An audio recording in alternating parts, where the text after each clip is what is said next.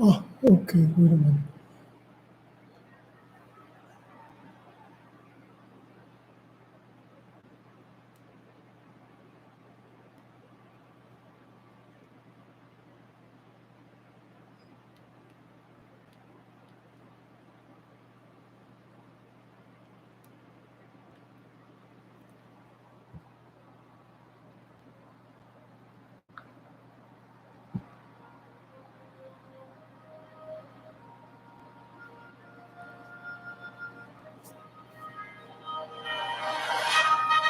I pledge allegiance to the To the flag flag of the United States of America and to the republic for which it stands, one nation, under God, indivisible, with liberty and justice for all.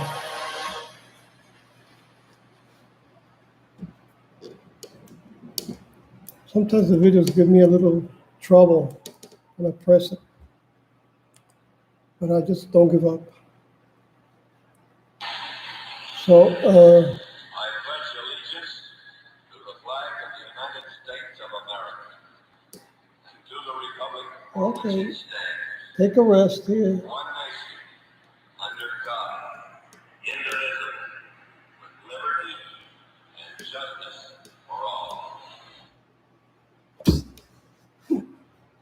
Well, there's things that happen. Well, good morning to all my fellow Americans here once again for what's happening. There's a lot happening. I'm going to try to cover the most basic ones, which I deem most important for the viewers. Well, that's my opinion. Anyway, if you want to go read and see what's happening, all of it, you just go to my blog by writing down my name, Eduardo Rodriguez. I pledge allegiance to the flag. So let me start off by showing this little piece here before I continue.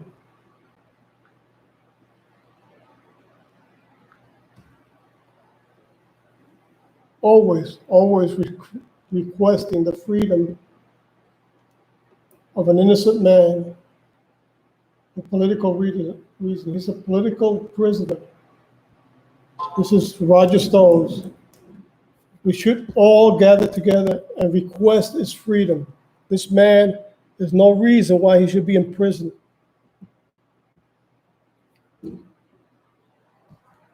The number to call is right there on the bottom. Let me see if I can put it up a little bit further.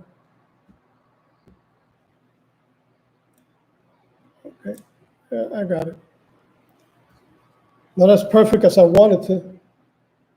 I got it there. Let's flood that phone there. It says 202-456-1414. He should be freed. The ones that should be in prison, it should be, let's say, the whole DNC, the Democratic National Committee, or the CPUSA now. They're no longer the Democrat Party.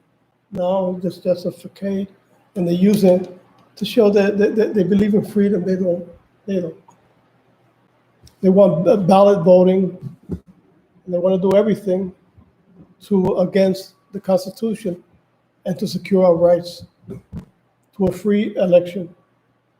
And they want to count the illegals who are here illegally to be part of it because they know they're losing.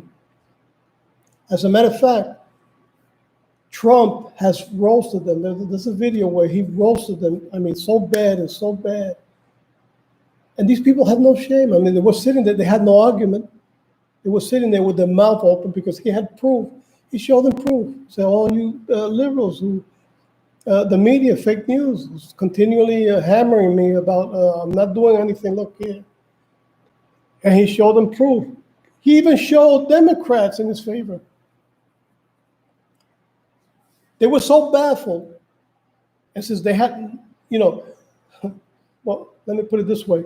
They were so baffled that they want to censor the video on the media. on the mainstream media, or let's say the fake part of the mainstream media, and I don't know if Fox News, because Fox News has the person directing that who's an anti-Trump or a leftist, let's say a moderate leftist, if we could call it that way.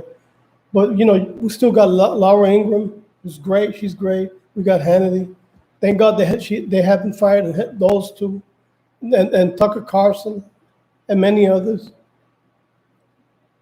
But sometimes I have doubts of the loyalty to this country of Fox Channel. But we have to continue anyway. The thing was,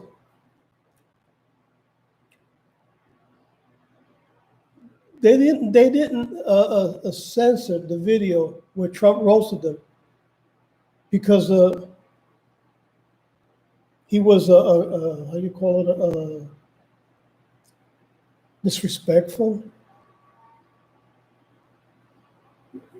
brutal. It wasn't none of that. The reason that they wanted to censor the video is because now they compose the Communist Party. Now they're part of the Communist Party, and they had no argument. They didn't even, they had no reason to censor.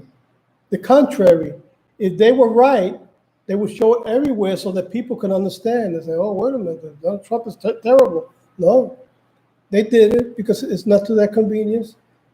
And they were proven guilty with no argument whatsoever to confront the issue. So let's go to the news, what's happening. Oh, wait a minute. Before I do, I'm going to show everybody this one here. Just to show, because people, they keep on thinking, especially the extreme left thinks Jose Marti, a martyr and a hero of the republic, of the new republic, the newborn republic in Jose Marti's time. After he died, was established. I think it was in 1901, 1902, something like that. I can't confide in my memory because I remember the exact date. This man was such a hero and is so famous in Cuba, and there's so many statues of him. They even have a tomb commemorating his greatness, a tomb where he's placed in. It's not underground, it's just a tomb in a small room, and it's beautiful. It's beautiful. But the communists has used it as a symbol of themselves. And it's all a lie. It's all a facade, because because Jose Marti was an anti-communist.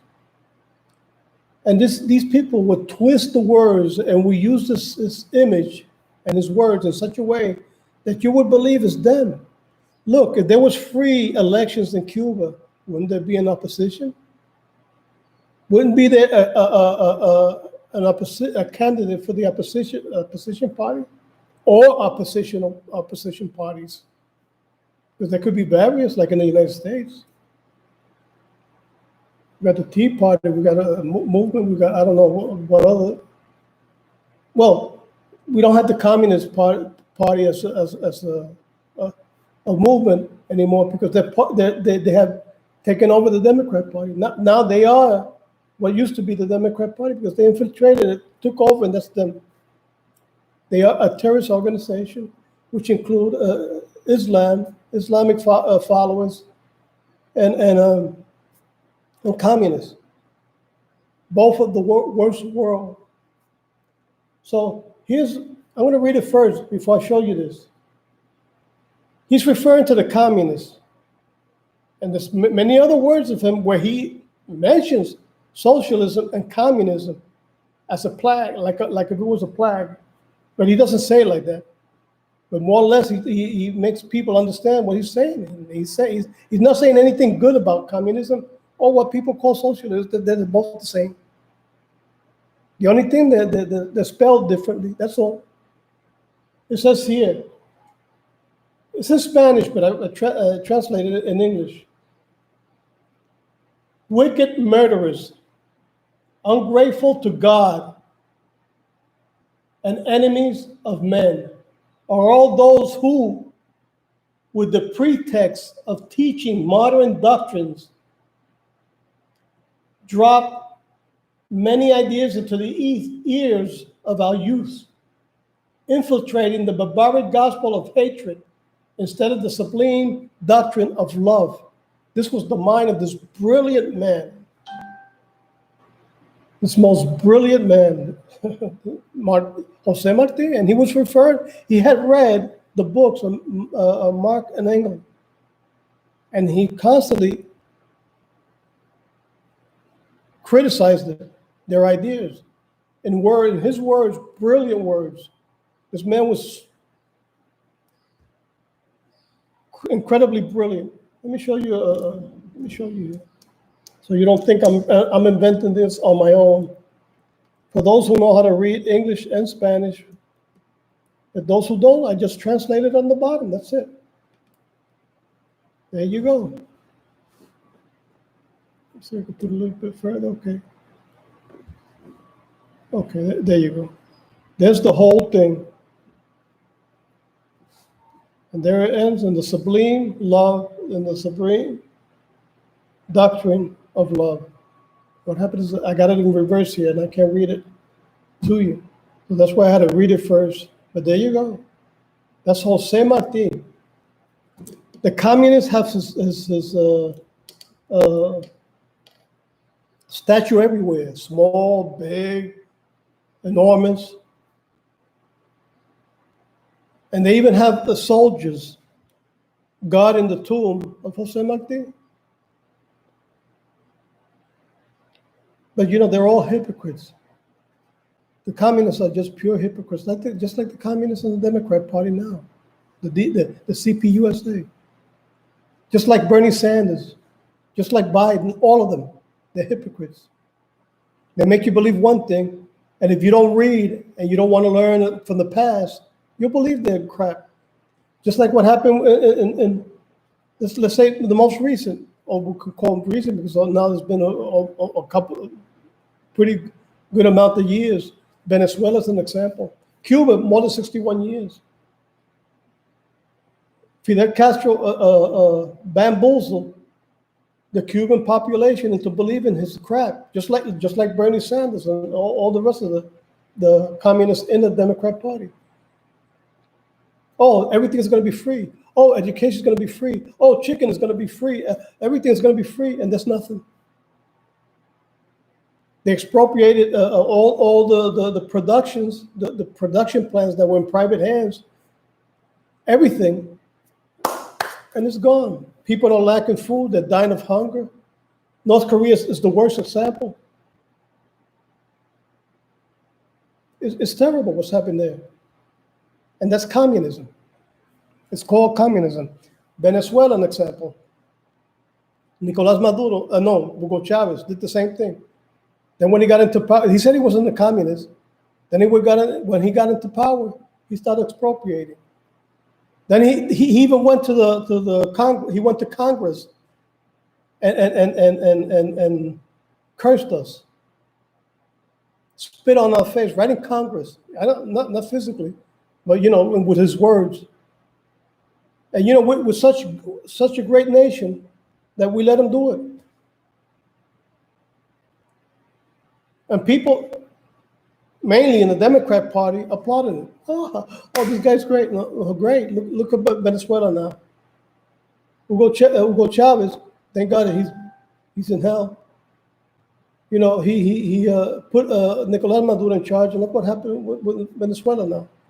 People dying, hunger, fleeing the country by millions. I think they're coming back because they're seeing that we're all Donald Trump, who has the Sixth Fleet, and I don't know what the number of the army is. I don't know if it's the 26th Infantry. I don't know. I really don't know. But the army, I don't know. I could tell you the Navy, the Sixth Fleet, because I was in the Navy. But there's hope that it might become free again. There's hope because they want to arrest this guy, and they might go after Raul Castro and Diaz-Canel, or the communists in Cuba, because they're just the same. They're just as guilty. I'm hoping for it. They just recently released Jose Daniel Ferrer, the leader of UNPACO, with 3 others, and there's still a whole more than 100 political prisoners in the hellish dungeons of you could call prisons, dungeons, more like dungeons of Cuba. So let's give them our support. Let's donate to the cause of UNPACO. UNPACO is the same thing. It's the same thing like the Salvation Army here.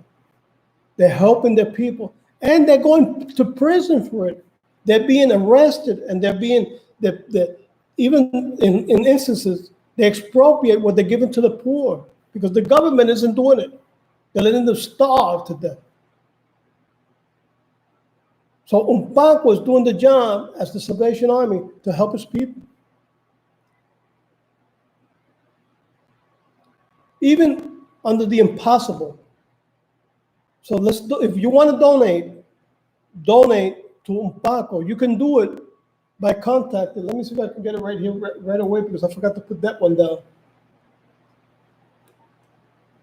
But I got it here in my WhatsApp. Let's see if I can find it real quick, so I don't keep anybody here too long waiting. But there's ways of getting in contact with them. There's Cuba Decide, or in English would be Cuba Decides, by Rosa Maria Payá, the daughter of late Osvaldo Payá Sardinas, who was assassinated by the communist regime. Let me see if I can find this real quick. I think I got it right. Let me see if it's right here. I know I got it in my page. Okay, wait a minute. Okay. Almost found it.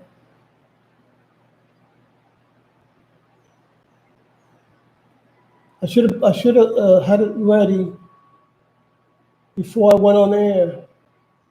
But that's okay because I got it right here. I already found it. Here's the information.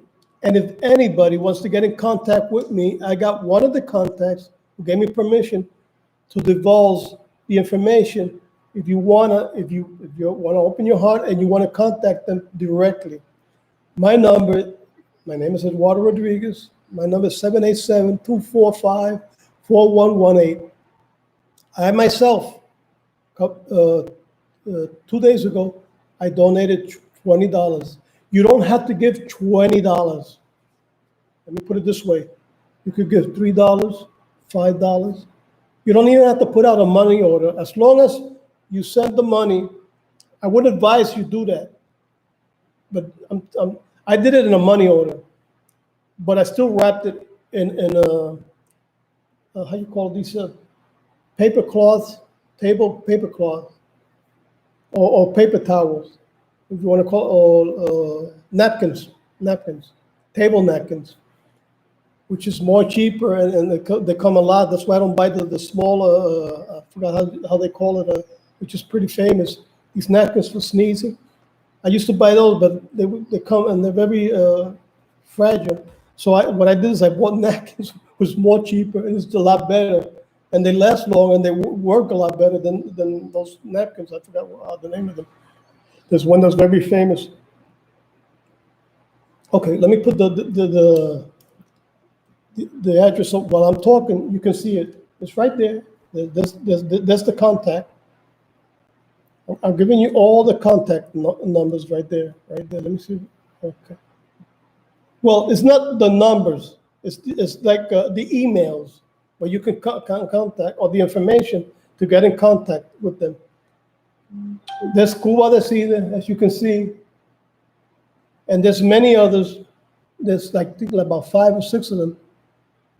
But the one I got, I can't put the information here because she wants the person wants the privacy. So you can get in contact with me if you decide you want to donate. Like I say, you don't have to give a lot of amount of money. You don't even have to use a money order, which I don't advise. Let me tell you that. I'm just saying you don't have to necessarily. If you are careful and you put them in, like I did, in a double napkin, I put it in double napkin because there are people, and I'm telling you, because I used to be a postal worker, and I remember seeing one person take a letter and put it up in the light. And I said, well, I wonder what the guy's doing there. Then I found out that people were doing that to rob money, to see if there was money. You know, this person was kind of, I don't know if he was ever caught. Maybe he knew how to do things, but that was uncalled for him to go like that with a letter and put it on the light. Because if you do that, the light will give you an idea if there's money in the envelope. But like I say, or if you take letters or a written letter or something that you have old that you don't use, or you can use a newspaper and wrap the money or like in 2 layers of newspaper and put it in there, and that'll there's no way, unless they're Superman, have X-ray vision. There's no way they can find out.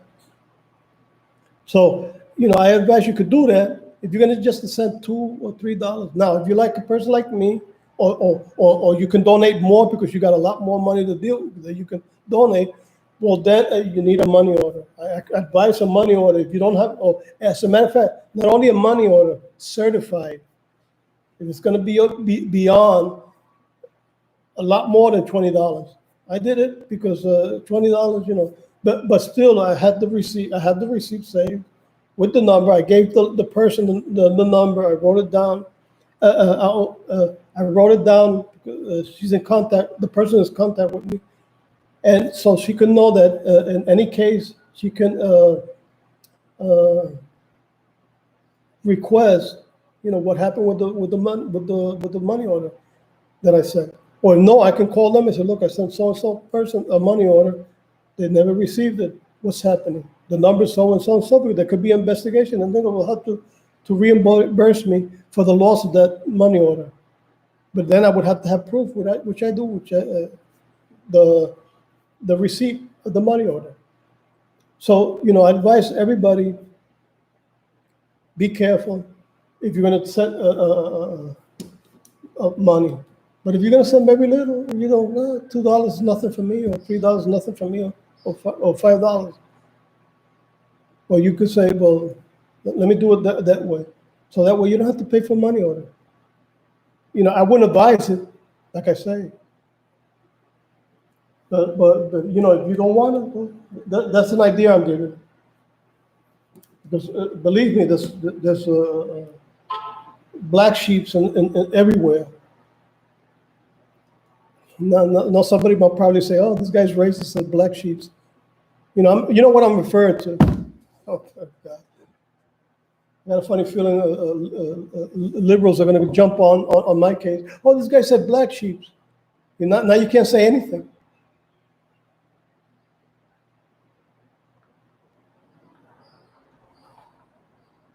Okay, let me go to what's happening. I'm sorry I'm taking too much time here, but I got informed. I got informed because Cuba is in a crisis over more than 61 years in this nightmare. And they deserve to be free again. It wasn't their fault. They used to be like in the United States. There's videos that you can go and watch of Cuba before 1959, and you see stores just like Macy's, just like Gimbel's, just like Walmart, just like all these other big stores, Target. There was everything, and beautiful. Telling you. Cuba was great. There was corruption. And look, there's corruption everywhere. But just like Kennedy said once, the only Democrat I can say was basically okay. He said, no system is perfect, but at least we don't have to force anybody from leaving the country. If they want to go, they can go. I'm saying this apart because I don't remember the exact words, but more or less that's what he meant. You're free to go anytime you want to leave. In the communist country, you can't do that. communist country, they will shoot you because they need more. The more slaves they have, the better. So that's why they kill people. They try to flee. Just like Castro did with the Remolcador 26. I don't know if I'm saying it right. He had his armed forces attacked this ship, which were full of babies and kids, and many of them died because he had them flooded. You know, he used I think it was these fire hose with extreme pressure, and the pressure was so great it flooded the ship, and it sunk with so many casualties. I think I think it was over 200. I'm not sure. Maybe I'm wrong. And if I'm wrong, forgive me. For those whose memory is still affected by what happened to their family, I don't want to offend anybody. Like I say, my memory is not too good. I know there was a lot of them that were killed, a lot of them. So let me go to. That's why I say any little bit that you can donate, please do it because it's going to help. It's going to help. Okay, I'm going to go to my favorite, Mark Dice. Start out with Mark Dice.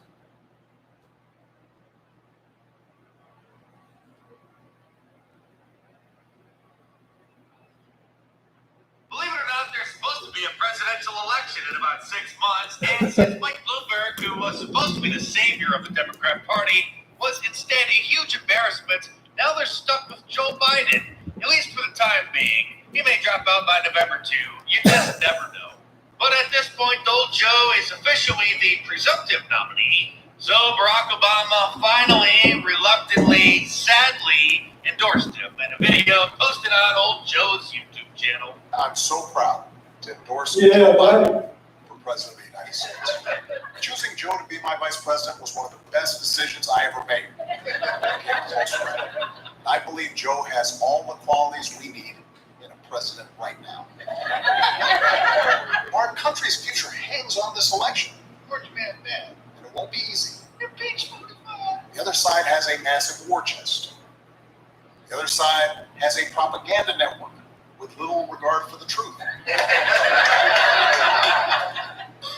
Oh, I get it. He's calling Fox News the real fake news network. You poor Democrats, it's got to be difficult with only CNN, MSNBC, ABC, NBC, CBS, Vice, Telemundo, the New York Times, Washington Post, most major newspapers, not to mention all of Hollywood, the actors, musicians, and the social media tech giants, all on your side.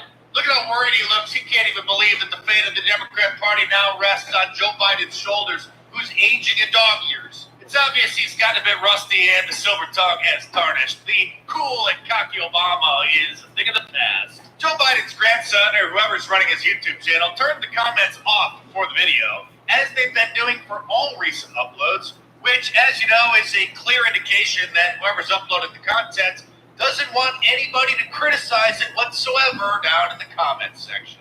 Joe Biden's up to almost 30,000 subscribers now. Compare that to Bernie Sanders' 400,000. Or dare I sound like I'm bragging, my 1.5 million. The liberal media industrial complex has realized that with Joe stuck in his basement making YouTube videos, his campaign has pretty much stalled. Politico just reported that he is scrambling to close the YouTube deficit amid the quarantine. Concerned Democrats compare the right's advantage on YouTube to its dominance on talk radio. Yeah, we have an advantage on YouTube. Of course, we're always the one getting buried in the search results, not being included in the up next column, getting demonetized and getting videos and channels taken down, hurting people's feelings, but we just have the advantage. Joe Biden isn't much of a YouTuber, but his campaign and Democrats are hastily trying to address a long-standing weakness and reach the millions of Americans who are. I'm mentioned in this article, by the way, as having a, quote, enormous following, so they're on to me. Oh, by the way, check out the recommended search results on YouTube when you search for Joe Biden. It's only a matter of time before YouTube changes that, just like myself and many others documented Google doing when you search for Hillary Clinton's name back in 2016 and the recommended search results for that. This is why billionaire Mark Cuban won't rule out getting into the race, because he knows that Joe Biden may have to drop out before November due to health concerns. And if that's the case, then him or Fredo's brother, Andrew Cuomo, governor of New York, may want to get the nomination. You're not really serious about this, are you?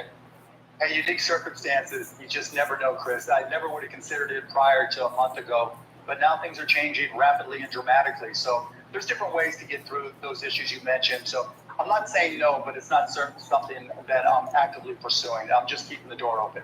You just never know. This is not something we've seen before. This is obviously a unique set of circumstances.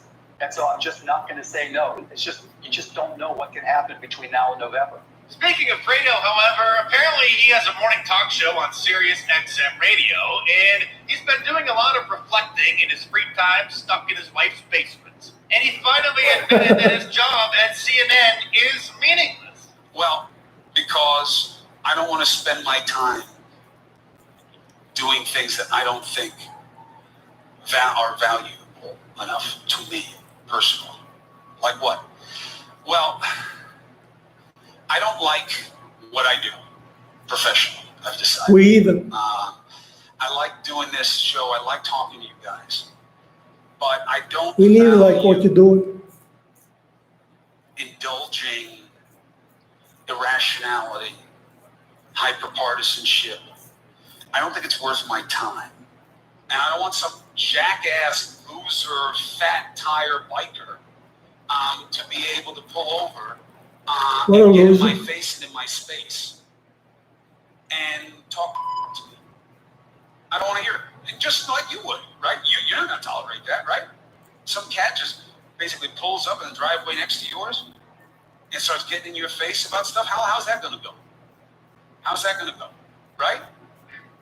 That matters to me more than making millions of dollars a year. That matters to me more.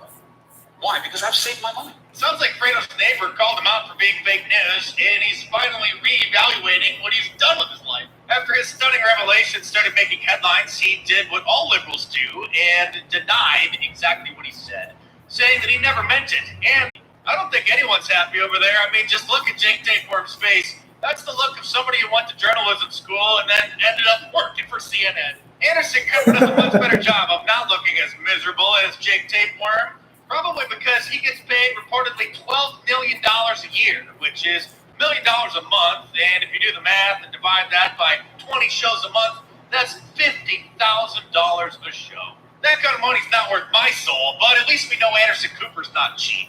You know who does love their job, however? Me. But I do know that YouTube could take it away any day now, so I'm just trying to enjoy it while it lasts. And so far, I'm not tired of winning. And if you're not, and you want to get free shipping on anything from my online store at markdice.com in the U.S., enter the promo code WINNING at the checkout. So now might be a good time to get yourself a Russian bond shirt, since you know that story's coming back as the election approaches, or a Mount Trump or shirt, a Trump America shirt, or any of my awesome designs. So head on over to markdice.com or click the link in the description below, enter the promo code WINNING at the checkout, and check them out.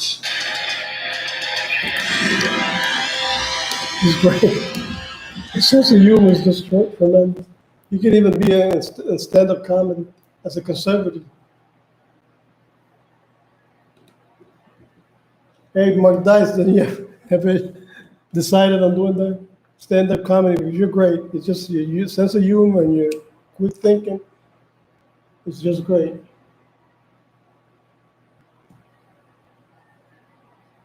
Oh, let me see this. Let me see this one.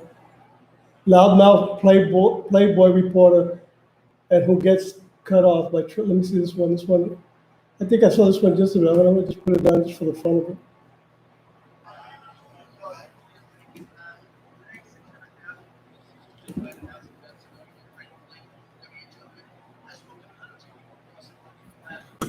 They still can't get tested, and that they aren't social distancing. So the governors, So excuse me, they aren't. excuse me, I know your question. You ready? The governors are supposed to do testing. It's up to the governors. Go ahead, please. Question, Mr. President, Go ahead, President, please. that's not the question. Quiet. The question, Quiet. Quiet. The question is, they say that they are not, that they are following your plea that they are not social The distancing. governors are doing the testing. It's now not up, and it hasn't been up to the federal government. Go ahead. Mr. President, I'm going to have a quick call on the WHO, but if The Base question I was- told them when they put this guy here, it's nothing but trouble. He's a showboat. If you keep talking, I'll leave and you can have it out with the rest of these people. If you keep talking, I'm going to leave and you can have it out with them. Just a loudmouth. Go ahead. Today I'm instructing my administration to halt funding of the World Health Organization while a review is conducted to assess the World Health Organization's role in severely mismanaging and covering up the spread of the coronavirus. Everybody knows what's going on here. American taxpayers provide between $400 million and $500 million per year to the WHO. In contrast, China contributes roughly $40 million a year, and even less. As the organization's leading sponsor, the United States has a duty to insist on full accountability. One of the most dangerous and costly decisions from the WHO was its disastrous decision to oppose travel restrictions from China and other nations. We were very much opposed to what we did. Fortunately, I was not convinced and suspended travel from China, saving untold numbers of lives. Thousands and thousands of people would have died. Had other nations likewise suspended travel from China, countless more lives would have been saved. Instead, look at the rest of the world, look at parts of Europe, other nations and regions who followed WHO guidelines and kept their borders open to China, accelerated the pandemic all around the world. Many countries said, we're going to listen to the WHO, and they have problems the likes of which they cannot believe. Nobody can believe. The decision of other major countries to keep travel open was one of the great tragedies and missed opportunities from the early days. The WHO's attack on travel restrictions put political correctness above life-saving measures. Travel bans work for the same reason that quarantines work. Pandemics depend on human-to-human transmission. Border control is fundamental to virus control. Since its establishment in 1948, the American people have generously supported the World Health Organization to provide better health outcomes for the world and, most importantly, to help prevent global health crises. With the outbreak of the COVID-19 pandemic, we have deep concerns whether America's generosity has been put to the best use possible. The reality is that the WHO failed to adequately obtain, vet, and share information in a timely and transparent fashion. The world depends on the WHO to work with countries to ensure that accurate information about international health threats is shared in a timely manner. And if it's not, to independently tell the world the truth about what is happening. The WHO failed in this basic duty and must be held accountable. It's time after all of these decades. The WHO failed to investigate credible reports from sources in Wuhan that conflicted directly with the Chinese government's official accounts. There was credible information to suspect human-to-human transmission in December 2019, which should have spurred the WHO to investigate immediately. In the middle of January, it parroted and publicly endorsed the idea that there was not human-to-human transmission happening, despite reports and clear evidence to the contrary. The delays the WHO experienced in declaring a public health emergency cost valuable time, tremendous amounts of time. More time was lost in the delay it took to get a team of international experts in to examine the outbreak, which we wanted to do, which they should have done. The inability of the WHO to obtain virus samples to this date has deprived the scientific community of essential data. New data that emerges across the world on a daily basis points to the unreliability of the initial reports, and the world received all sorts of false information about transmission and mortality. Silence of the WHO on the disappearance of scientific researchers and doctors, and on new restrictions on the sharing of research into the origins of COVID-19 in the country of origin is deeply concerning, especially when we put up by far the largest amount of money. Not even close. Had the WHO done its job to get medical experts into China to objectively assess the situation on the ground and to call out China's lack of transparency, the outbreak could have been contained at its source with very little death, and certainly very little death by comparison. This would have saved thousands of lives and avoided worldwide economic damage.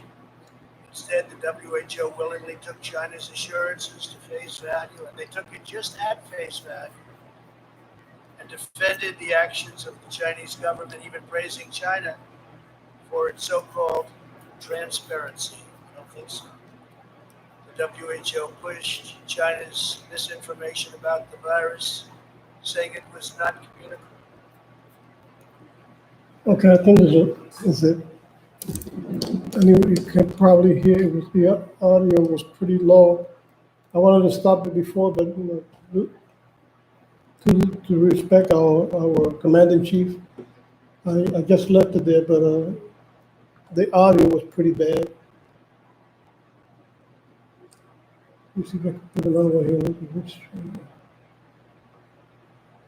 There's so many good. Let me put this one on. It's been a long time I haven't heard from. Well, there's a lot of videos on Crowder, Louder with Crowder. Let me put this one. Let me see how long it lasts first. It lasts too long. Oh, okay. Someone give me a bell. So, you know, it's like Chris Cuomo, and I love this because I love Chris Cuomo, but not for the reasons that most don't. Chris Cuomo, he this week, if you hadn't been following, he trashed his job, but not the way that you think, saying that he didn't want to be involved with hyper-partisan politics anymore. Right, yeah. He didn't like, we'll play the audio clip, but the context here is he actually thinks that CNN is not left enough. So that changes a little bit, especially with the follow-up. What? Let's roll the clip of good old Chris Cuomo. I don't want to spend my time doing things that I don't think are valuable enough to me. Don't, Namely, please, don't waste your time and stay at Well, home. enunciating. I don't like what I do. Oh, What are you great. doing, Chris? I like doing this show. I like talking to you guys. That's great. So leave it. But I don't value indulging irrationality, hyperpartisanship. I don't think it's worth my time. And I don't want some jackass, loser, fat tire biker to be able to pull over and get in my face and in my space and talk In my place. And if he did, what would you do about it? Somewhere there's a Hell's Angel like, joke's on you, my tire's standard. Thought he was going to threaten to I push him drive a downstairs, street bob, so- bitch. So here's what's so funny. You guys all heard that, right? Yeah. And I want to make sure, I know sometimes we tell jokes on a comedy show, and so someone's like, is that a real story? That was Chris Cuomo. That was Right. not anyone That here. 100%, Yes. I want to be very clear. Is Right. everyone in agreement that that was Chris Cuomo and you heard him say it? Certified. Even Brendan? Yes. Speak louder. I can't hear you through the mask. Yes. Whoa, calm down. Whoa, buddy. don't yell, You're gonna blow my man. ears, man. Son of a bitch. Dadgummit. Jeez. So then, I think this was yesterday, he walked it back. This is a direct quote. It says, I never said it. I never meant it. Well, first off, if you never said it, Okay. why would you need to specify I didn't mean it? Yeah, but in the event that I might have said it, I also didn't did not mean mean it. it. So I have you But cornered. I didn't say it. So, Covering all the bases, just in do case. you understand how recording systems work, Chris Cuomo? Like, did you not see Trump's press conference? Right. Yeah. I was sick. I forgot. Yeah. Have I showed you my lungs yet? My X-ray? My X-ray, and That looks totally normal. the diagnosis from doctor was shows signs of being a. That was It's official weird how they came diagnosis. up with that diagnosis so fast. It is remarkable to me that this guy said that right there, and then just, I never said it, I never meant it. How this just shows you the lack of accountability. He thinks that if he doesn't say it on CNN, it must not exist. Oh, I said that on some kind of a podcast, and I can just go on my network and say that I didn't say it. I think he was being honest, though. I think this is a guy who really wants to be a hyper-partisan. He doesn't think CNN is a hyper-partisan enough because he's never seen a lower chyrons because he doesn't have a monitor. So he thinks that he's shooting his in the middle. Valuable context. And what he was saying is he wants to push back against Donald Trump. He wants to be more of an open leftist ideologue, and it's not worth his time. They don't pay him enough. But I think I know why he walked it back, because this talentless hack actually makes $6 million a year. What? For CNN. $6 million? $6 million a year. Just for him. He should just give Like a a portion of it package to the deal? World Health For Organization. lying. I think it's a write-off. $6 million for I don't know if lying. that's entirely confirmed because they have my Black Celebrity net worth. For some reason, Black Celebrity net worth. We can bring this up. Maybe it has me listed at $4 million. Really? Are you a black celebrity? No, I don't know why. But it says that I own It's because of your ass. It says I own made it in the waterfront property in Dallas, Texas. Well, that's not true. Yeah, well, it's not true for anyone. Right. It's not Well, just fake news for me. It's not true for anyone. Give me a lake. Oh, by the way, the random biker guy, he rants about. I guess it was an actual person. He ranted about, really? came forward, filed a police report. He caught Cuomo. This just came. This is crazy. He caught Cuomo violating quarantine, and Cuomo had a meltdown and told him that he'd find him. Seriously? Oh, he's right there. Well, here's the thing. You hate bullies, Chris Cuomo. I think that you're a bicycle guy. bicycle. Not a biker guy. Well, then why would he say? Well, the reason I thought bikers because he said fat tire biker, like Right, fat also Bob. like- That's the name of a motorcycle. No, you're right, but he's dumber than we thought. He's the And one so that he's started- talking about a cyclist who had one of those big fat No, tire I will bikes. tell you, I've never done You're this. making I don't studs, think violence leather. solves problems.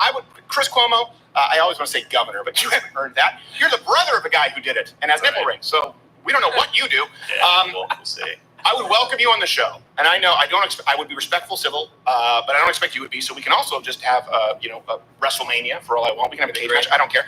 And I also, I've noticed that there's this trend with Chris Cuomo where he always plays the tough guy. When the guy called him Fredo, he was like, "Hey man, that's an insult to your people. That's an insult to your people. It's an insult to my people." No, first off, no, it's I'll not. push you down the stairs. It's not a racial epithet. Yeah, he threatened to push him down the stairs. And right here, he told the biker that he would find him. The good news, Chris Cuomo, I understand what you're yearning for. All of us are longing for human contact during this quarantine. The good news for you, Cuomo, is I am incredibly easy to find and very willing. On one day's notice, not only will I host you on this show, but I would gladly allow you to find me in a sanctioned match. It could be. He always talks about his training too, by the way. There's an interview here where he's talking about how he does CrossFit and how he trains MMA, but where he trains MMA is more like street defense, like it's really tough. I would love to test the theory. Let's see if it's working for you. Try those skills out. And then he tries to accuse people of being bullies. Hold on a second. You get paid $6 million a year to go on CNN, and a guy catches you violating quarantine, which, by the way, you have espoused should be against the law. Right. He blows the whistle on you and you threaten him with violence on a nationally publicized program, which you then walk back. You are the definition of a bully. Yeah. You punch down and then walk it back when someone above you at your network not really punches down, but spanks you and says, no, Chris Cuomo, don't be on the carpet. You're like, I'll never do it again. As he's shoving your head into it. So you punch someone who doesn't work in the industry, and then you immediately cower when someone at CNN tells you, you can't do that. That's way out of line. Well, let's go to the next one. It's Chris Cuomo. He's nothing. That's why CNN is just down the pits.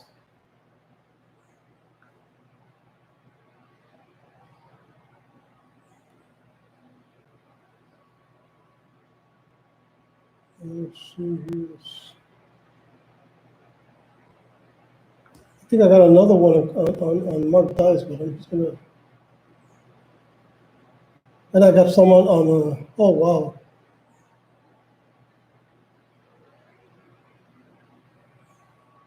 I'm gonna put this one here.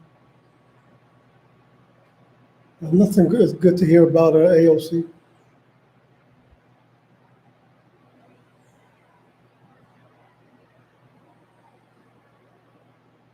Well, I want you people to hear.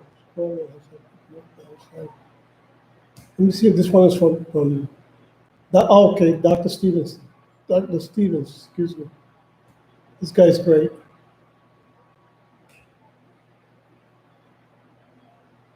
I don't want to spend my time doing things that I don't think are valuable enough to me personally. Like what? Well, I don't like what I do professionally, I've decided. Then why I you like do it? doing this show. You're I not like good at talking it. to you guys. But I don't value The ratings prove it. That you're not good. irrationality, You should resign. Do hyperpartisanship. a lot of good to CNN if you I don't think resign. it's worth my time. And I don't want some jackass, loser, fat tire biker to be able to Yeah, but you won't say it to his in front of and his get in my on his face, in my face. space. And Probably talk destroy bullshit. you right there. I Then don't you wanna won't be hear able it. to Just come like on you would, right? live. You're not going to tolerate that, right? Oh my! What are we gonna say to this guy? You know, he's since backtracked all this. Did you see that? We even had headlines from the ultra liberal BuzzFeed that says Chris Cuomo denied saying he didn't like his job after he said that he didn't like his job. You know, there's really no going back on this one. We are going to take a look at this epic meltdown from Chris Cuomo that he had the other day, and we're going to see, too, that he's not alone, that even the equally irascible Don Lemon has said that he's thinking of leaving CNN. And we're going to look at why these epic media meltdowns are actually happening more and more frequently among the mainstream media. Let's just say you're going to love the answer. Greetings, everyone. Dr. Steve here with you. Always wonderful to be with you. A safe and sound lockdown Wednesday, each and every one of you. If this is your first time here on this channel, we post 2 videos a day analyzing current events and live some super awesome conservative trends so that you can live in the present in light of even better things to come. So if you haven't already done so, you know what to do. Make sure to smack that bell and subscribe button. It'd be an absolute privilege to have you as a regular part of this channel where we daily together have the privilege of celebrating the inevitable meltdown of left-wing globalism and the unstoppable rise of a new conservative age. Also, for everyone, before you do anything else, make sure to click on the link below and check out the awesome video that we put together just for you featuring our brand new Turley Talks Insiders Club. We are so thankful to those of you who've already signed up. You're going to absolutely love being a part of this massive group of conservatives from all over the world to network with. By becoming a member, you get more exclusive access to me and our journey together into this new conservative age we're embarking on. Each week, you get a special deep dive video reserved solely for our Insiders members, like 45 minutes long. You get access to our private Facebook group that features conservatives from all over the world. Plus, you'll get my monthly reading list to keep you updated on the best and most enriching information that's out there. You get a number of bonus videos, and you'll even get some awesome swag, like our Turley Talks tumbler for you to drink your coffee in or whatever your beverage of choice happens to be. So don't wait. Make sure to click on that link below and watch the video on the Turley Talks Insiders Club to get a fuller sense of what you'll be a part of. I think you're really going to absolutely love it, and it will be a privilege to journey into this new conservative age right there with you together. All right, gang, let's have some fun today. Should we dive in here? CNN's ultra-liberal host, Chris Cuomo, had an epic meltdown the other day. He was on his SiriusXM radio show, and he just launched into this brutally honest rant about how much he hated his job at CNN. Now, you may know Cuomo's been wrestling with the coronavirus, which he came down with a few weeks back. And, of course, we wish him only God's speed and his recovery, but he did say that his battle with the virus has made him rethink his values and question his position over at CNN. He made it clear that he does not like what he does professionally, and it's not worth his time anymore. He doesn't like the fact that his show is forced to traffic in things that are frankly ridiculous. And by the way, amen to that, right? Though we may disagree on what precisely is so ridiculous about a show. I happen to think the show itself is ridiculous, but regardless. Now, Chris Cuomo is the only CNN host out there that wants out. Don Lemon, who, of course, nobody watches anymore, but he was speaking at a conference sponsored by Financial Times called the Future of News Conference a few months back. And he was one of the speakers. He was there with a number of other, journalists and reporters. And so Don Lemon is there, and he's asked a question. And the question is basically, how long do you expect to stay on air given all this partisan rancor on social media? I think the term was toxic that was used. How much more of this do you think you can take as a major news personality? And Lemon's answer was pretty poignant. He said, and I'm quoting him here, "I don't know. I absolutely love what I do, but I wonder how long I want to do this particular job in the way that I do it."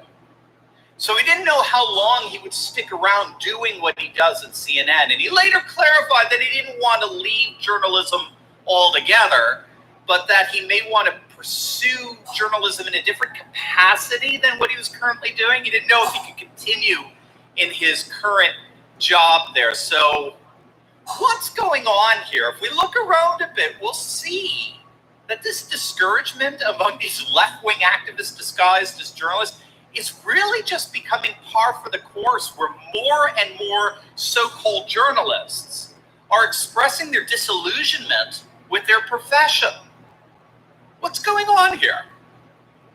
I think we all know the answer, at least intuitively. And we've talked about this on a number of other videos, but what's really going on with all this, what's really behind this mass media meltdown that we're seeing virtually everywhere, almost every day, particularly the Trump press conferences, is they feel like they're losing something. This collective temper tantrum doesn't just happen unless those who are falling apart feel like they're losing something. Something is being taken away from them, and they can't do anything about it. Hence why, we could say they're losing it, right? They're losing it. The question is, what are they losing? They've lost their power of political persuasion over our nation. That's exactly what Chris Cuomo admitted in his epic rant. I quote him. "I don't think it's worth it. I don't think what I do is worth it anymore on CNN because I don't think I mean enough. I don't think I matter enough. I don't think I can really change anything. So then what am I really doing?" See, that's why we call these guys left-wing activists disguised as journalists. There was a time when the mainstream media could, in effect, bully politicians into doing their bidding. It's not a coincidence that political fads tend to follow what the media, both in terms of news and entertainment, peddles as important. This has long been recognized. It's technically known as agenda-setting theory. Okay, we've talked about this before. Agenda-setting theory is a field of study in the academy that explores the influence of the media on setting the political agenda and prioritizing political causes and policies. It's long been recognized that what the mainstream media focuses on, or what current events get attention on, our television sitcoms or our Hollywood movies, is a major driver of what counts as a viable political agenda, which of course is always radical left. This is why we're not exaggerating the least when we say that reporters are actually left-wing activists disguised as journalists. They're political agenda setters, and they know it. They know it. At least they were. You see, what the Trump years are revealing to the mainstream Marxist media is that their days of determining the content for political priorities are over. More and more of the population simply aren't listening to them anymore. For example, every single mainstream media outlet has lost, they've hemorrhaged viewers. Their ratings are quite literally the lowest they've ever been. Newspaper circulation today is the same as it was in the 1940s. The New York Times isn't even the top 5 news sources anymore. More than 20% of newspapers have shut down across the country. That's 1 in every 5. CNN can't even get 1 million viewers for the primetime lineup. All the major network news outlets, all of them, have seen their audiences cut in half over the last decade. And here's the key. We saw this boldly on display with the Trump acquittal during the whole impeachment thing. This loss of audience share and the rise of the alternative media means that the Republicans are no longer afraid of the mainstream media. The mainstream media always was able to keep Republicans aligned by threatening them with unflattering and politically damaging coverage. And what that did is it kept at least a semblance of the notion that the Republicans were the permanent opposition party. They served merely to slow down the inevitable process of making the world more and more into the image of left-wing cosmopolitan progressive values.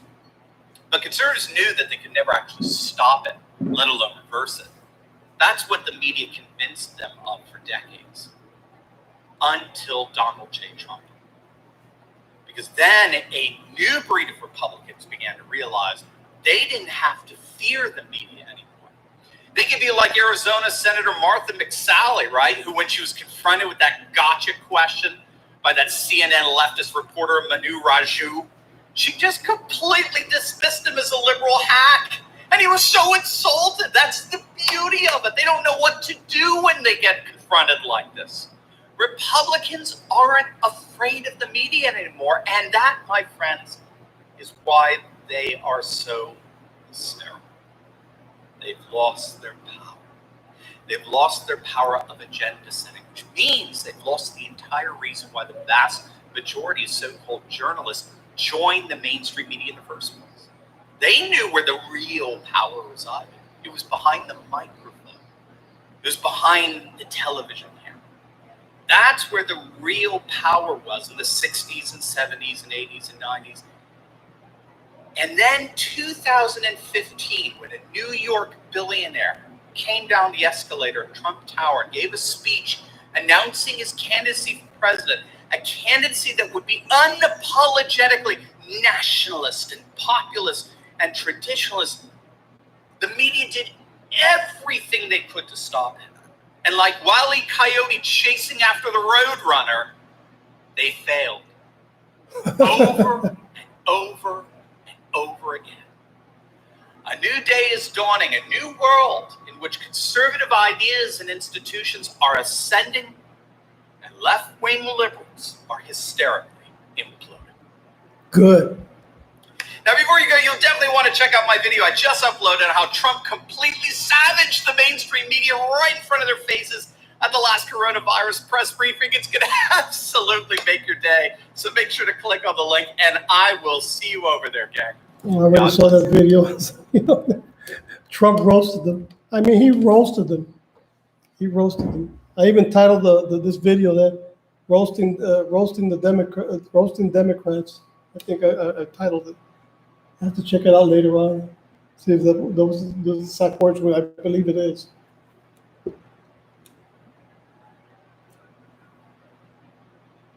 This guy is very good. Dr. Stevens. Let me see if I can set another one here.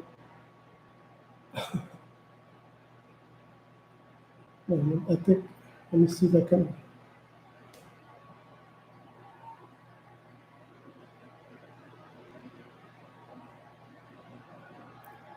The Democrats are terrible. Listen to this here.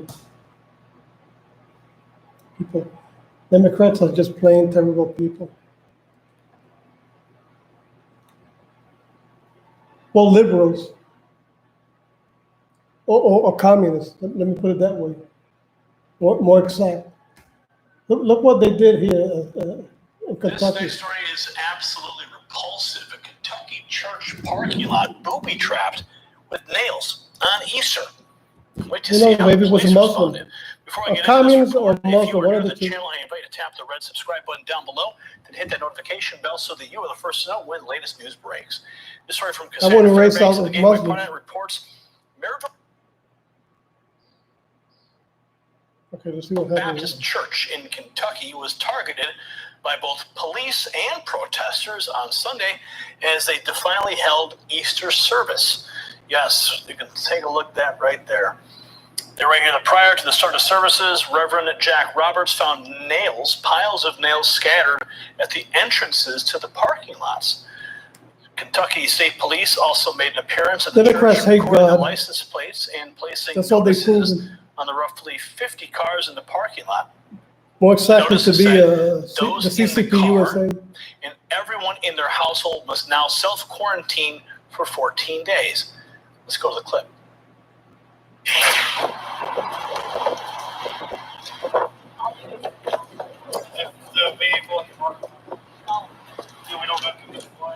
I mean, I'm here, right here. He's in here. Wow. They're right. The Gateway Pundit previously reported that Maryville Baptist was. I bet they refusing don't to do that back with the down Muslim after Democratic churches. Governor Andy Beshear announced that the state will be recording the license plates of Would those this who be show done up to at the any mass Islamic gatherings and churches, provide the or information to just local health departments. those We'll who turn order those follow individuals to be Christ? quarantined for 14 days. of God, the true God of draconian Israel. measures going after Christians attending church services on Easter, recording the license plates, and then ordering them to quarantine. Wow. I never thought I'd see the day. Reporting them to the health department. Unreal. Comment below. We'll see you at the next report for the Next News Network. I'm Gary Franchi. Thank you for What watching. we Christians should do is sue the state. Million That's what we Americans gotta fell do. victim to identity theft in 2018, with over 1. I want to know the same law that they impose on Christians is being done to Muslims. Muslims, a sect that was created based on the Bible 600 years after Christ. So I want to know if this terrorist sect is impose the same restrictions as Christianity. The true God of Israel. Who follow the true God of Israel, not Allah. There's anything else here? There's so many good news here.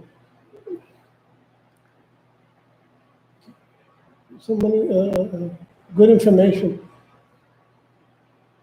I want you to see this. For all those who believe that socialism is so great, I want you to see what's happening in North Korea. Check this one out. Let me see the last two. I'll stop it because I have to put it on anyway. But I want you people to see this. Look at that. This guy's all alone in an airport in North Korea. This is communism or socialism. This is what the communists here that are taking over the Democrat Party wants for the United States. It's 6 a.m. and I'm in Pyongyang right now. All by And hello. I'm just about to fly from Pyongyang to Beijing. Not one soul. The world's worst airline. Oh, wait a minute. I see somebody coming out with One-star suitcases. airline. Oh, another one.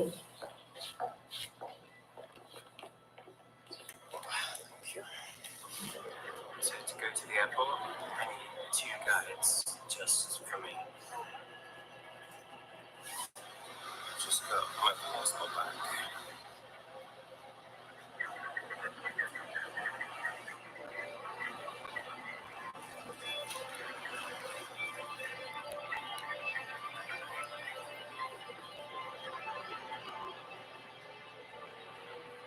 Yeah, the parking lot empty. No one here. Like, as far as I can see, I'm the only person. Yeah, there's no one here.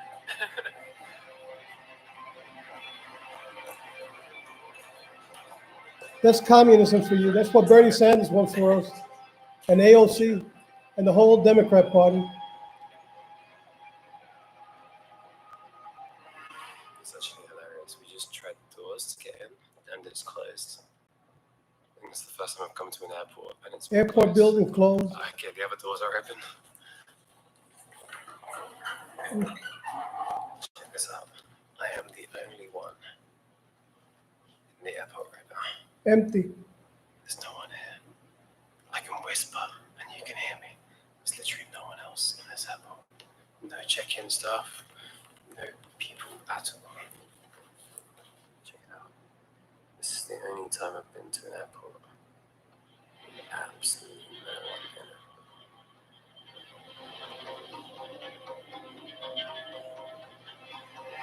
in it. That's communism.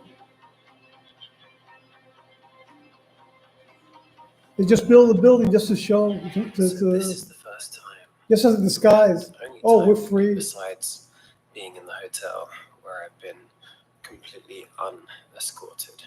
I'm not allowed to leave the airport. Like everywhere you go in North Korea, you have guides.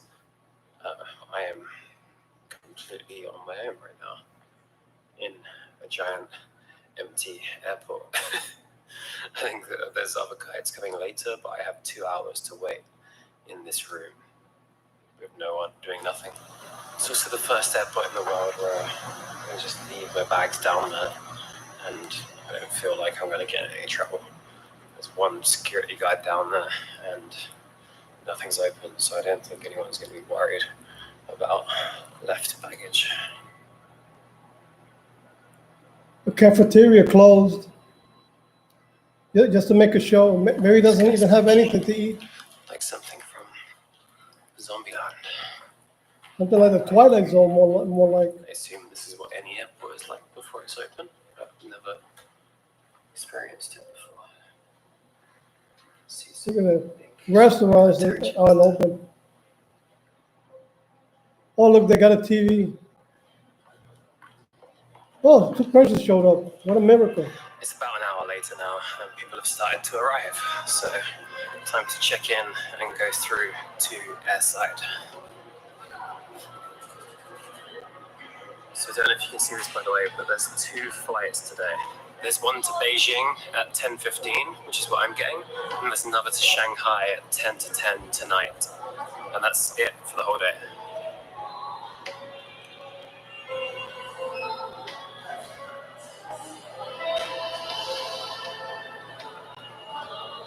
An airport with 1 plane. With 1 plane arriving and leaving. That was really easy. I'm sure it has something to do with the fact that there's only 2 flights, but getting through security and customs, it was like, took about, I'd say 3 minutes. Like, they looked at my passport. You can see what communism is all about. That's communism. Security, like, I didn't have to get my laptop out or You anything. go to a Dallas airport, you go to New York, or LaGuardia, New York, or you go to Ronald Reagan Airport of Texas, International, or Arizona, or California, San Diego, all full of people. Here, empty. Basically almost empty. That's communism for you. That's what the communists here, like Bernie Sanders, AOC, who's calling for the Green Deal once for us. Same thing. Only they can fly. Only the communists, but not us. Let's see if I can put one more here. This a lot. Let me go to the most impressive one of them.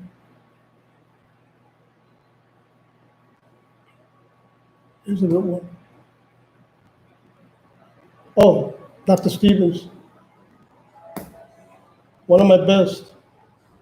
There, everyone, a very prominent Black Democratic leader has indeed endorsed President Trump for re-election. To be talking about on today's video, you know, we've talked on a number of occasions on other videos on the rise of Black support for President Trump, and it appears now that we're beginning to see some of the first fruits of that rise. We're going to take a look at the first Black official to endorse Trump for president, and how it's all part of a larger trend of African-American support for President Trump and his America First nationalist populism. I think you absolutely love it.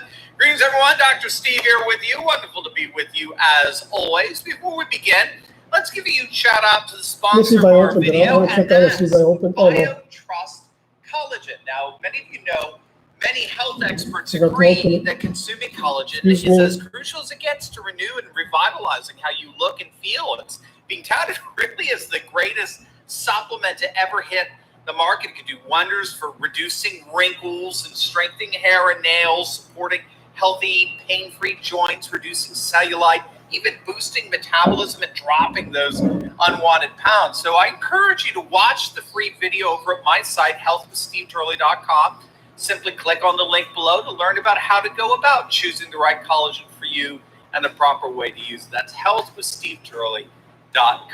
All right, gang, let's dive right in here. Very interesting developments here. We have some fascinating news coming out of Georgia. Now, a state representative there and a prominent African-American leader by the name of Vernon Jones has officially endorsed President Trump for re-election. Big League Politics is reporting that Jones made the formal announcement yesterday after posting pro-Trump statements on his social media account for months now. And he's become the first Democrat elected official in Georgia to support President Trump. He said that, put it simply, President Trump's handling of the economy, his support for historically Black colleges, and his criminal justice initiatives drew him to endorse his campaign. In other words, Trump has done such a good job in his first term that Jones could see no reason to deny him the reward of a second term simply because Trump happens to be a Republican. He's a Democrat. So Jones is perfectly comfortable being a Democrat, is no intention of switching parties. In his words, he's simply putting party partisanship aside for the betterment of the nation, which is a rare act for sure. Now, of course, the Georgia Democratic Party is freaking out over all this. They're calling Representative Jones, quote, an embarrassment. And he does not supposedly represent Georgia or African Americans or the Democratic Party, yada, yada, yada. But Jones is, he understands that in his view, a lot of black voters clearly see and appreciate what Trump is doing as president. When you look at the unemployment rates among black African Americans among the pandemic, before the pandemic, that is, there's simply no way around it. They're the best unemployment figures ever. He's been an excellent president for African Americans. So Jones has no problem whatsoever giving Trump his full endorsement for re-election. Now, Representative Jones' observation that blacks inordinately do approve of Trump has been corroborated by a number of polls and studies over the last 3 years. In fact, Rasmussen reports has been tracking black support for President Trump for the last 3 years, and periodically we've seen surges of support that have defied expectations, certainly among liberals. Since Trump is supposed to be, of course, the most racist president in the history of humanity, you know, the KKK incarnate in the White House and all that. So blacks are supposed to have an allergic reaction to him. And yet, as of just a few months ago, to the shock of Democrats everywhere, black support for Trump surged to a high of 42%. This, again, according to Scott Rasmussen's polling. This percentage represents a doubling over the course of the previous year. And it's simply the latest and strongest surge that we've seen over the course of the last several months. So back in November of last year, both Rasmussen and Emerson polling showed Trump with an astonishing 34% approval rating among black voters. Now, keep in mind, blacks traditionally vote upwards of 90-95% for the Democratic presidential candidate. So, 8% end up voting for Trump in 2016. That doubled John McCain 4%. It bettered Romney 6% back in 2012. The last Republican, believe it or not, to get black double-digit support was Richard Nixon back in 1972. He got 16% of the black vote. So Trump did comparatively well among blacks in 2016. But if getting 8% is doing well, obviously, you can't fall much farther, needless to say. So this surge in support for Trump among blacks really is nothing short of astonishing. And, Trump knows it. I think that's why he's been reaching out to blacks perhaps more than any other Republican president in recent memory. And really nothing showed that more, if you remember this, than the Super Bowl commercial, right? Back at the beginning of February. If you didn't see it, it's being called the Alice Johnson ad. Alice Johnson is a black woman. She's a 63-year-old grandmother. She was serving a life sentence for nonviolent drug offense back in the 1990s. Well, as part of Trump's criminal justice reform, which Representative Jones cited as one of the reasons he's supporting Trump, many Democrats were very supportive of it. But as part of that bill, people like Alice are actually being set free, and the commercial was absolutely beautiful because it depicted her being reunited with her family. And she cries out in the commercial and says, "Thank you, Donald John Trump, for this." So it's really beautiful, very emotional ad. And really, it's just one of a number of factors that I think are contributing to Trump's surge in support among blacks. Another example, again, Representative Jones cited in support, was the unemployment numbers for black Americans, which prior to the coronavirus were the lowest numbers that we've ever had on record.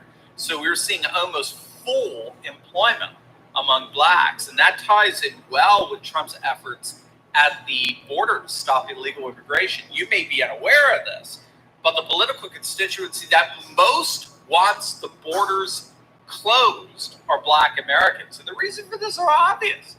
Illegal immigration takes entry-level jobs away from citizens, and blacks are disproportionately more affected, more adversely affected than any other voting demographic by that. So we have polls that show that a substantial number of blacks want immigration to be stopped if you can get this completely, right? How's that for border security? Stop it completely. Moreover, black entrepreneurship is up exponentially, according to the 2018 Small Business Trend Survey, which tracks the status of minority-owned businesses in the United States, Black-owned small business grew by an astonishing 400% in just 1 year alone between 2017 and 2018. In fact, after surveying more than 2,600 business owners, the study found that 45%, nearly half of all small businesses in the nation, were owned by minority ethnic groups in 2018. Now compare that to 3 years ago, in 2015, and you'll get an idea of how utterly astonishing that percentage is. Back in 2015, the percentage of businesses owned by minority ethnic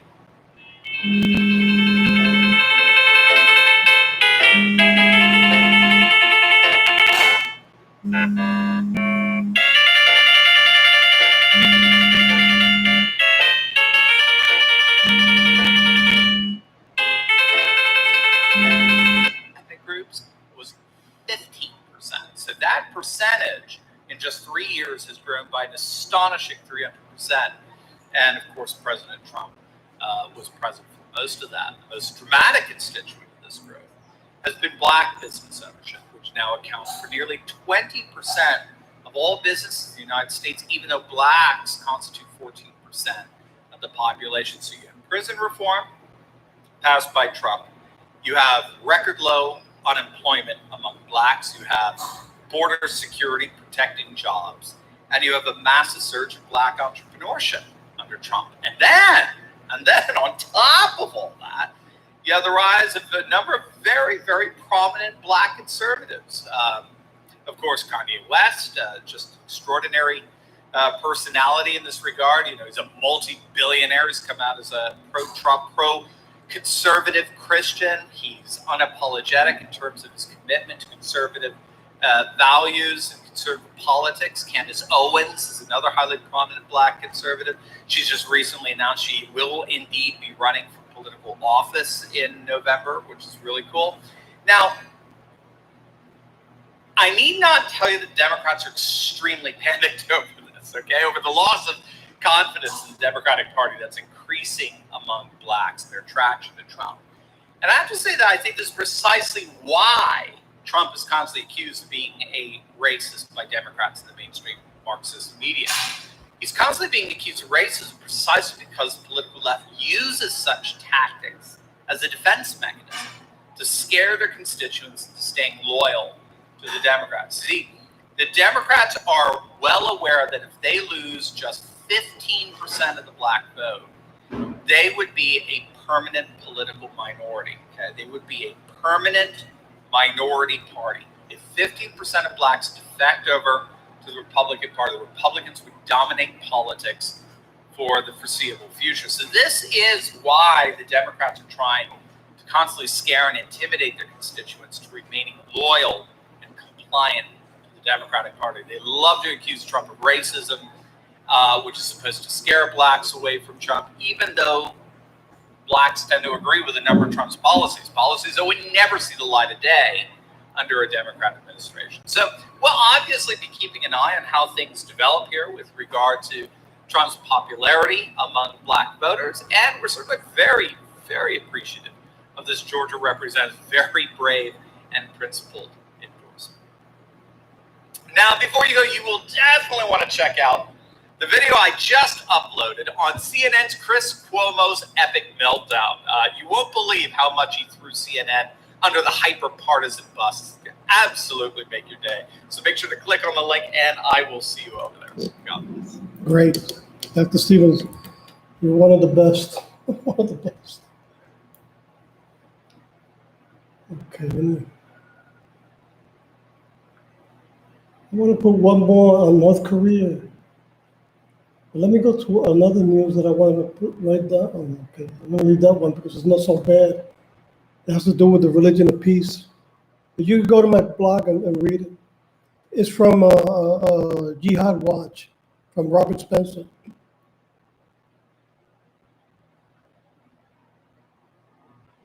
I'm going to put one more. Let me see this one here. How long it lasts. It depends how long it lasts. Oh, okay. This one is short. For more on the prospect of when we might see the economy get restarted, I want to bring in now Sarah Sanders, former White House press secretary and now a Fox News contributor. Sarah, always great to see you. You know, at issue for many of those people from our previous reporting last hour, it is more than just whether or not they have the freedom to do what they want. They want to go back to work.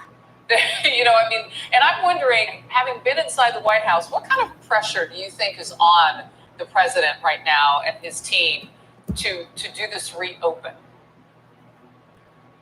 Look, the president and his team, as well as governors across the country, are under a tremendous amount of pressure, not just to reopen the government, but also to protect American lives. I think the president said it very clearly that this would be one of the hardest decisions he has to make as president, is making that determination of how they best protect American lives, but also American livelihoods. And it's a very tough balancing act. I think the president is very smart to work with the nation's governors and provide states some flexibility, because what works in New York may not be what is best in Arkansas. And I think allowing governors to have some flexibility, working with them and determining what's best in each state, is going to be important moving forward. Why do you think we went down the road of the president and a few of the governors, both coasts, west and east, trying to figure out who had the actual authority? Look, because this is an unprecedented situation. This is a complicated process. And at the end of the day, everybody is trying to do the best they can to make sure, again, that they are protecting life and protecting American jobs. This is a tough balancing act. And I think that there's going to have to be a lot of cooperation. I think that's one of the reasons that people like myself and many others across the country are so disappointed in the liberal media that are attacking the president and trying to tear him down, when he is doing everything within his power to make sure he's making the best decisions for the country. And he's done a great job in working with our country's governors to help provide them with the resources they need in order to make the best decisions they can for their states. This isn't a time to be attacking the president. This is a time we need to be praying for and supporting both our president, our governors, and our nurses and doctors that are doing all that they can to protect us. Yeah, you know, you heard Governor Cuomo say it in the last few days that, you know, they have to stay focused at this point on what matters. And I wrote down what you said, lives and livelihoods, because that's really what it comes down to. One last question for you, Sarah, and it has to do with this sort of side-by-side advisory group. You've got the coronavirus task force, and the president has given us unprecedented access to him and that task force every afternoon around 5 or so Eastern. And then you have this other advisory group, which now is dozens and dozens and dozens of people. Might there have been any sort of effort, do you think, would it have been worth it to streamline that a bit?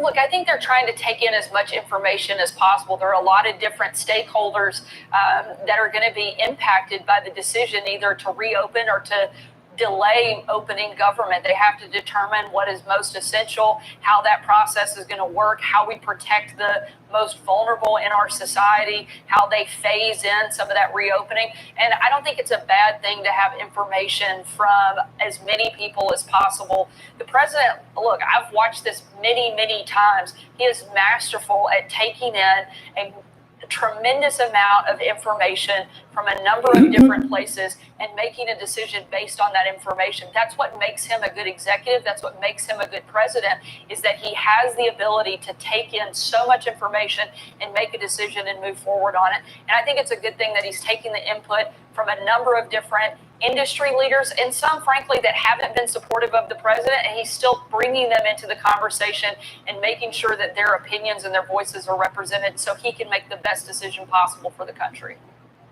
And listening to you, one more question bubbled up, and I promise this will be it.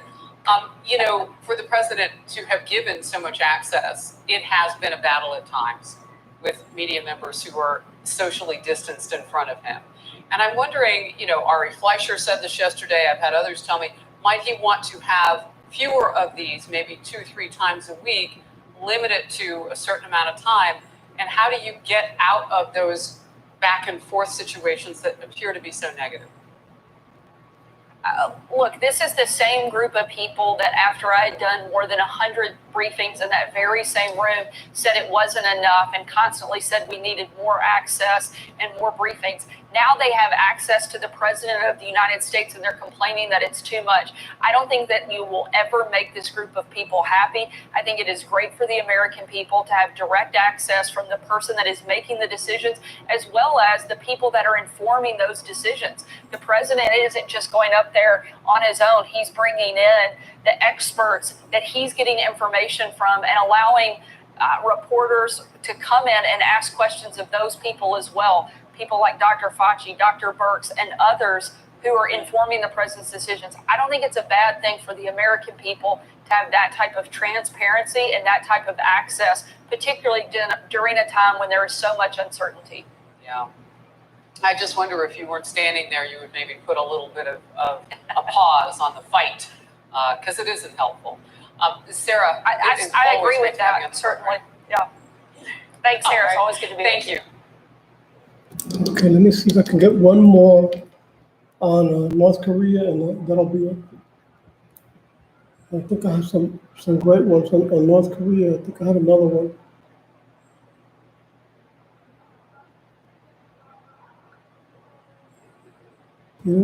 Okay. I just hope it doesn't last too long. Let me see this one here. Oh, wait a minute, not this one. This one is the one I want to see. Well, I want everybody to see this one. Let's see how long it lasts too long. I'm not going to this last too long. Let me see this other one.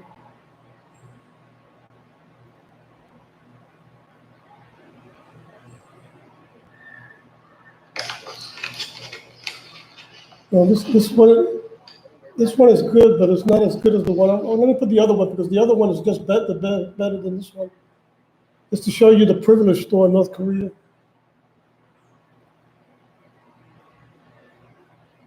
This is only for the privilege, okay? It's not for the people. You know, you're going to see it's almost, I think it's empty. Only one person in there. That's the person who's video recording the place. I'm going to finish with this one, and that'll be it.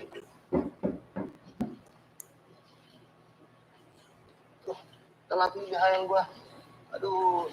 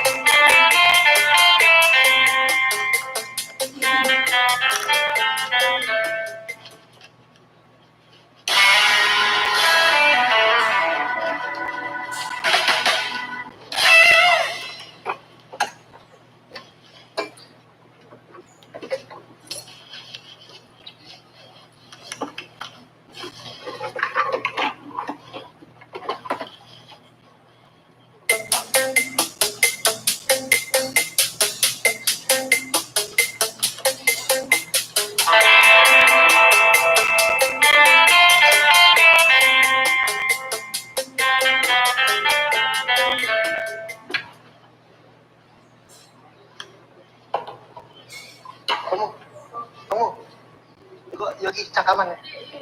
Oke, gitu.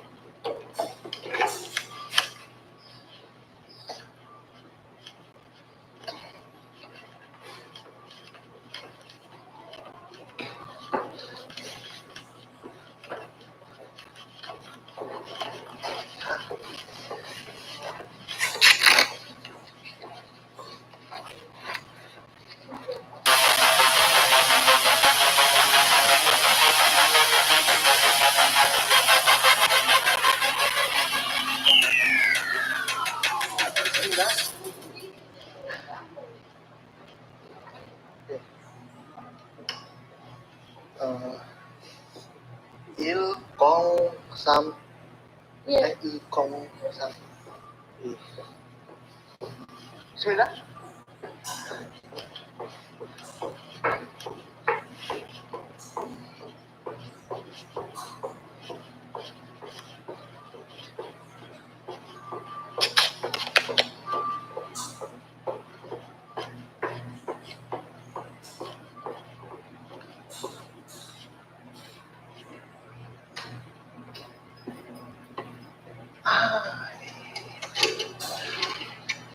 하나?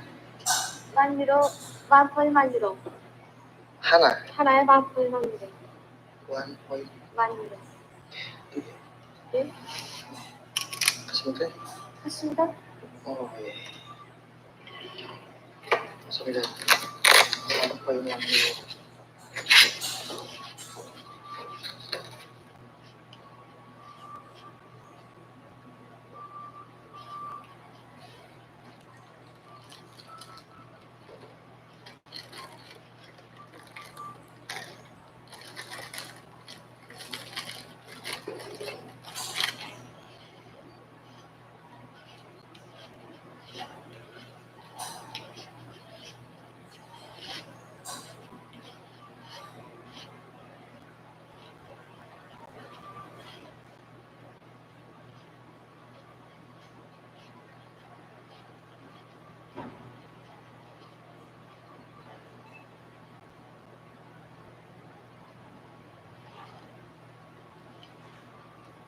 Tunggu.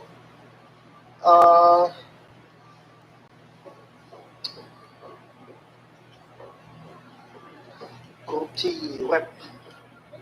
Korupsi web. Webing. 없어요?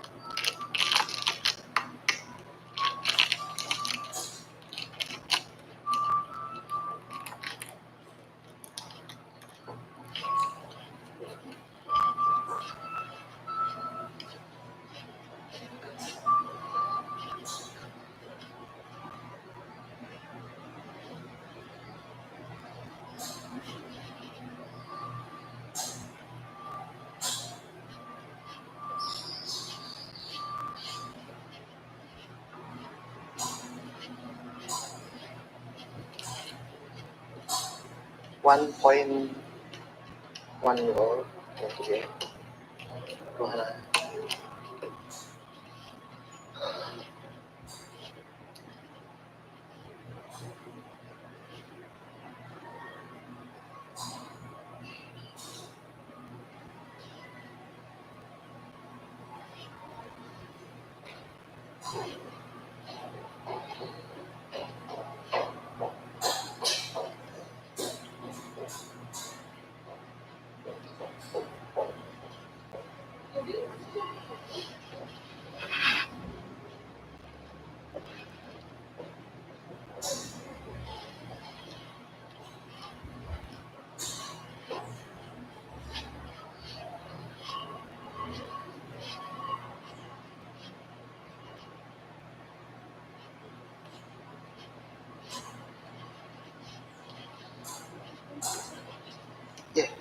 예, 진짜.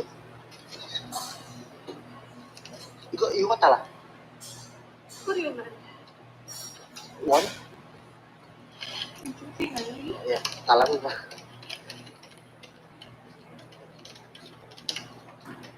달라 푸 달라. $4. 오케이, 감사합니다.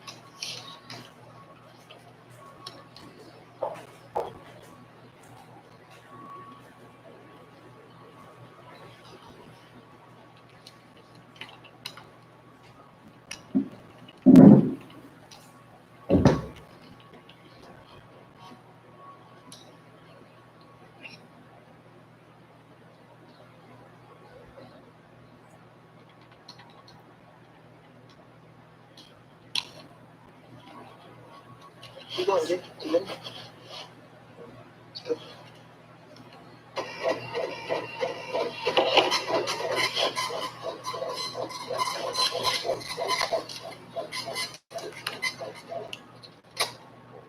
건강합니까? saya bersukamida.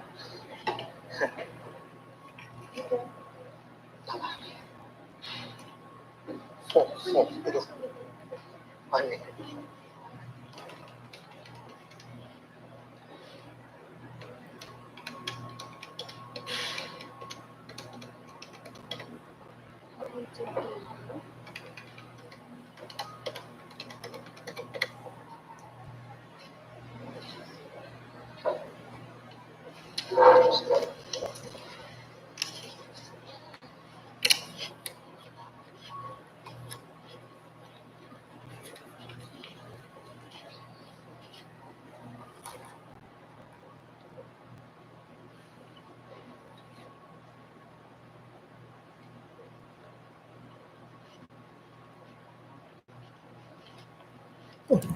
I'm gonna leave it right there. It's kind of boring, but